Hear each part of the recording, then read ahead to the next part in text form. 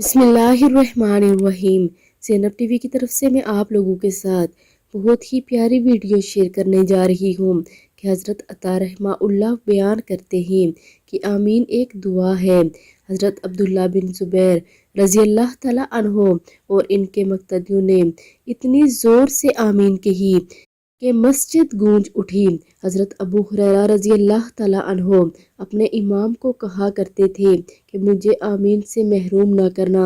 हज़रत नाफे का कहना है कि अब्दुल्ला बिन उमर रज़ी अल्लाह तआला अन्हो आमीन कहने को किसी सूरत में नहीं छोड़ते थे, बल्कि दूसरों को भी इसके मुतल्लिक तरगीब किया करते थे।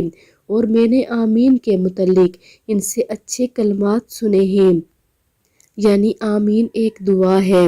आप सब भी जब भी कोई दुआ कर रहा हो तो उसे ऊंची आवाज़ से आमीन कहा करें। अल्लाह रब्बुल इज़्ज़त कबूल करने वाला बड़ा ही मेहरबान है।